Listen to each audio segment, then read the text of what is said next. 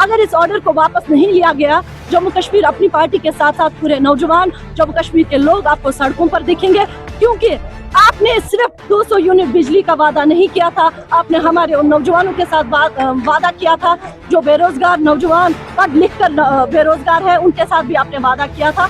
यहाँ घरों में मुलाजमत नहीं है, लेकिन ये और एक सितम पर सितम आ रहा है। ये टैक्स वो टैक्स, कल को पानी का टैक्स, पानी का ये म्युनिसिपलिटी टैक्स। अब देखो कितना लोड एक आम गरीब पर पड़ रहा है, एक मिडिल क्लास पर पड़ रहा है।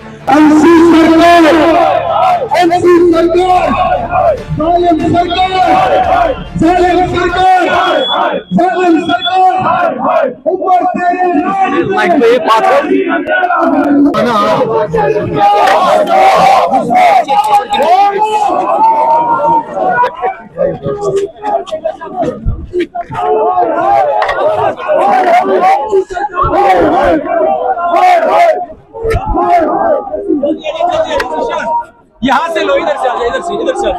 अरे यहाँ से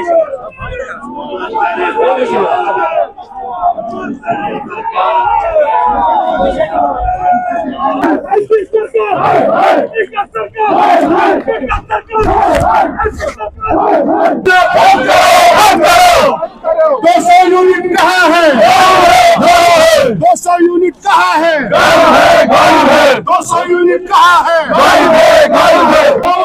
वापस करो, वापस करो, वापस करो, वापस करो, वापस करो, वापस करो। सरकार,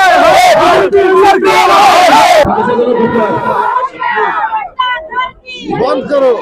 उमर तेरी सरकार में अंधेरा ही अंधेरा है। पावर टैरिफ वापस लो, वापस लो, वापस लो, वापस लो, वापस लो, वापस लो। पावर टैरिफ वापस लो, वापस लो, वापस लो।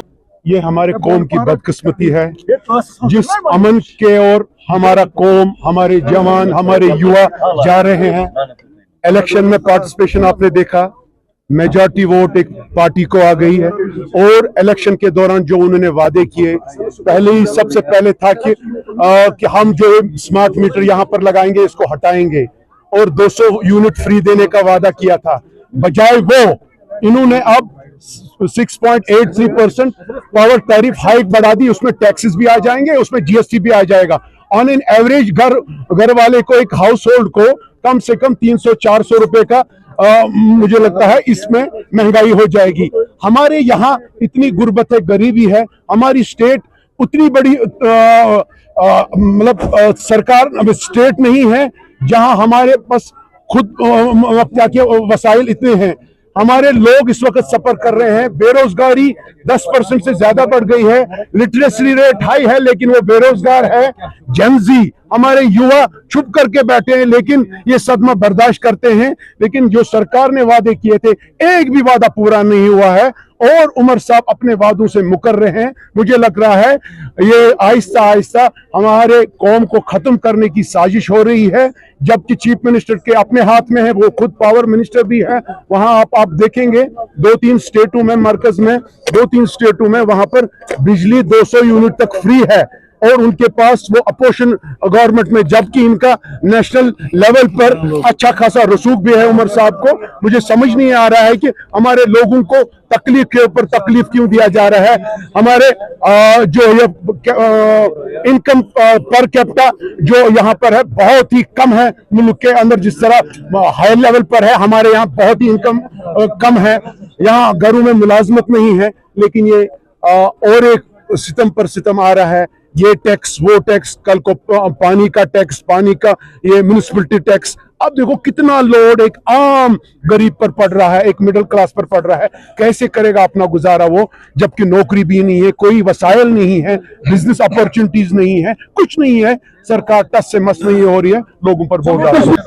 देखिए, जिस तरह कल एक खबर आई 6.83% टैरिफ को बढ़ा दिया गया है, ये आम आवाम के लिए और खासकर जम्मू कश्मीर के लोगों के साथ जो आपने वादा किया था 200 यूनिट बिजली का, क्या ये उसका सिला है? क्या आपको लोगों ने जो मैसिव मैंडेट दिया लोगों के मुश्किलातों को दूर करने के लिए, ये सरकार इसी वजह से बनी है कि आप लोगों को परेशान करें?